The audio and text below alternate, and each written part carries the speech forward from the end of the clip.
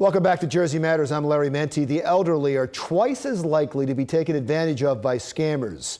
Seniors are prime targets because they are thought to have a significant amount of money sitting in their accounts, and they're typically more trusting. But you can fight back just by knowing how the scams work and what to watch for. Kimberly Kravitz has important information for seniors. Thank you, Larry. Financial scams targeting seniors have become so prevalent that they're now considered the crime of the 21st century. As senior scam crooks rake in a fortune, we expose their favorite tricks and how to avoid them.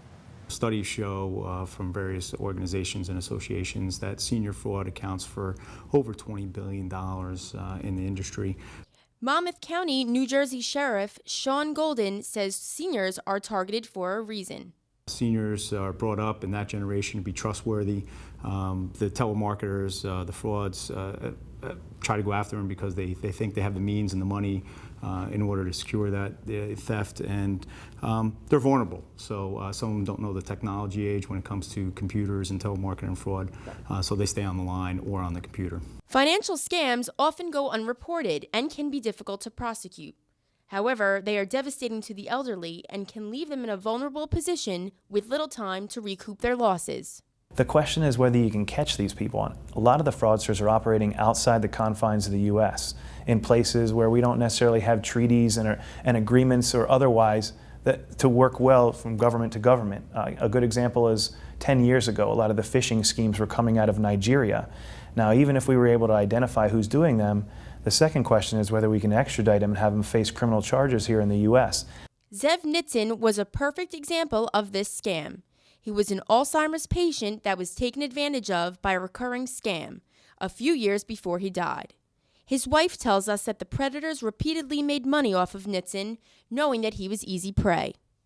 They took advantage of my husband, and they would promise my husband a large amount of sum if he would give $300 or $400 or God knows what they were asking for, and that he'll get a big sum of money back for it.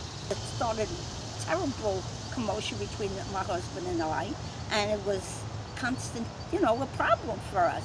So you have to be careful of people who are sick. People are going to take advantage of people who are sick, okay? If they could get, or if they have a little finance, whatever it is, they're going to look to take. Nitzin was one of tens of thousands of victims who trusted the caller on the other end of the line. MoneyGram International knowingly turned a blind eye to these fraudulent schemes and admitted that their agents were involved in countless consumer fraud transactions. Oversight is tough there.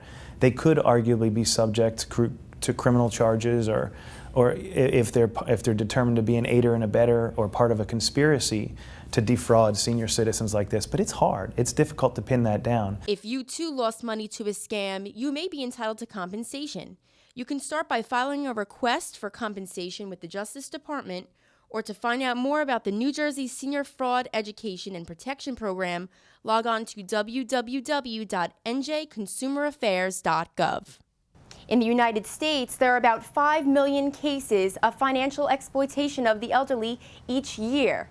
The financial loss of victims is more than $2.9 billion annually for reported cases. Only 1 in 24 cases is reported. So remember, if an offer sounds too good to be true, it most likely is. For Jersey Matters, I'm Kimberly Kravitz.